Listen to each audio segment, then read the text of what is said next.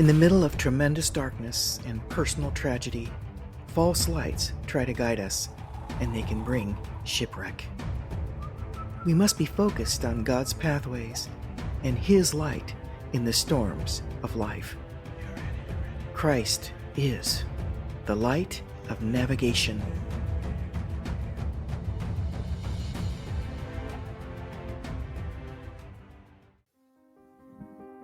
Hello, and welcome to the Light of Navigation and the God Stories.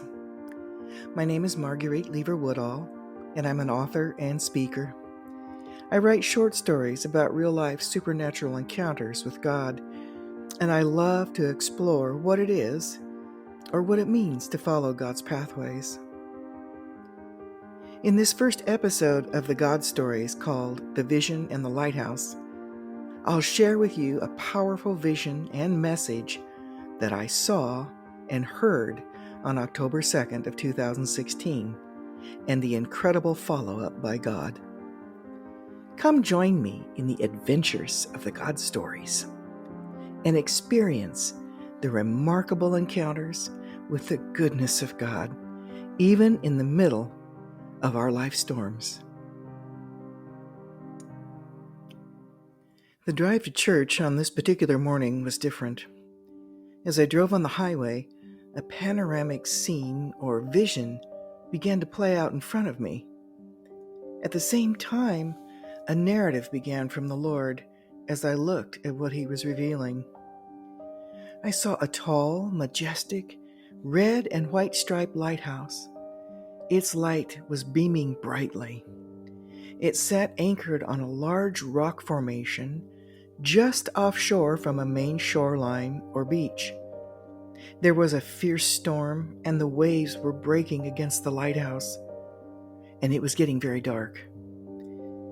I heard the Lord speaking about the light of navigation, that Christ is the only true light of navigation in this life we live. I also saw giant bonfires blazing on a beach in a harbor farther down from the lighthouse and its location. The bonfires blazed brightly, and a storm was moving in.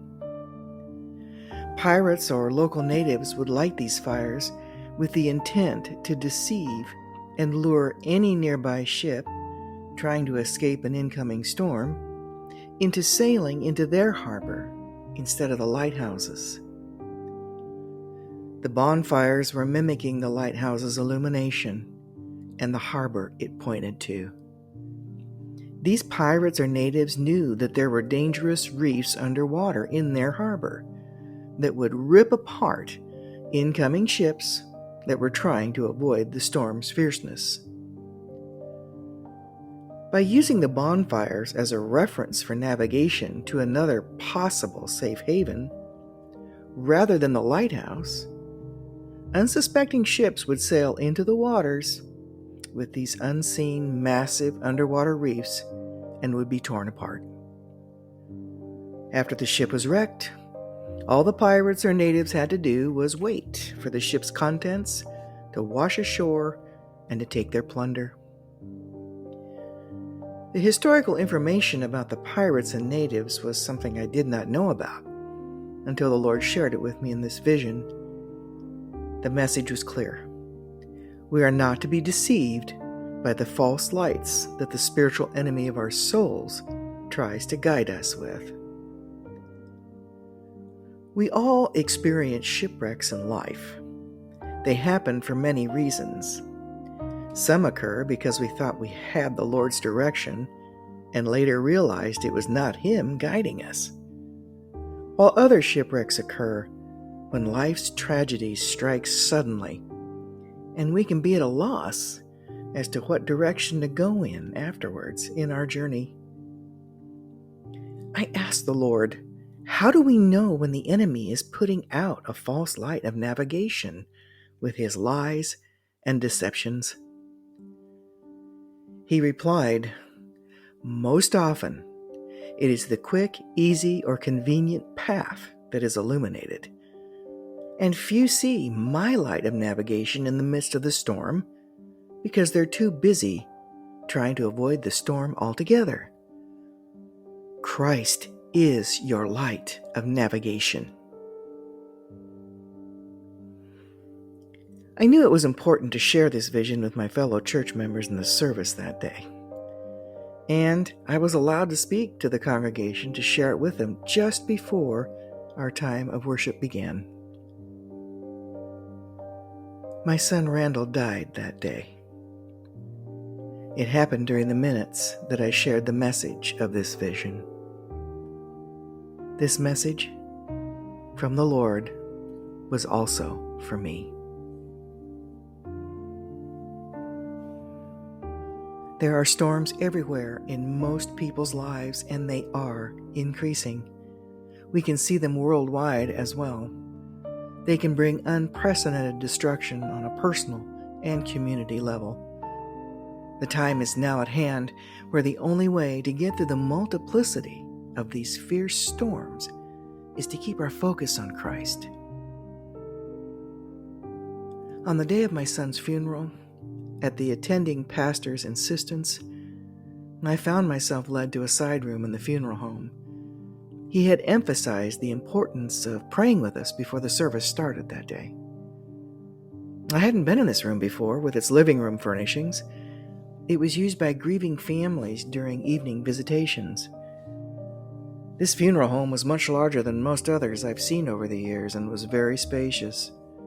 There were many rooms for visitations and meetings. I hadn't even begun to see them all, and I didn't need to.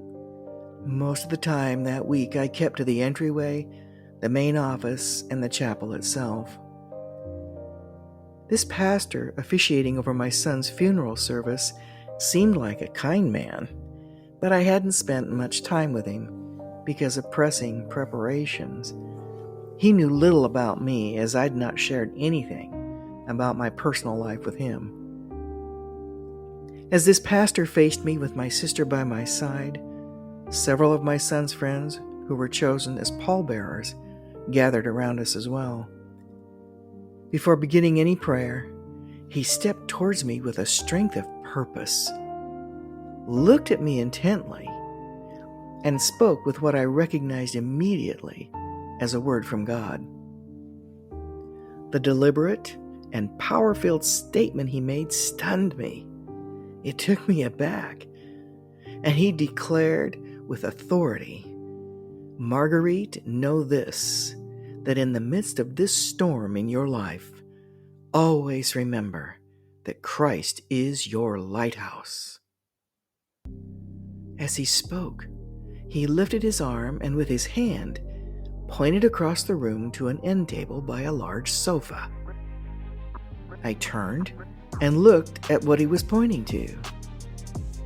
There it was, a ceramic lampstand that was a large, red and white striped lighthouse, and it was illuminating the room.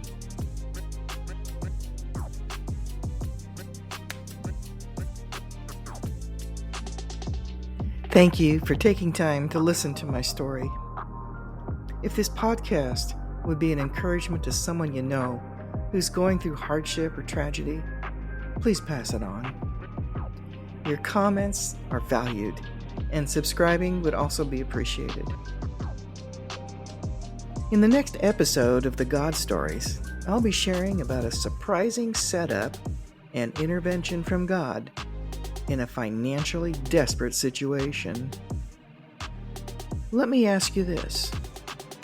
Do you think God would use GoFundMe?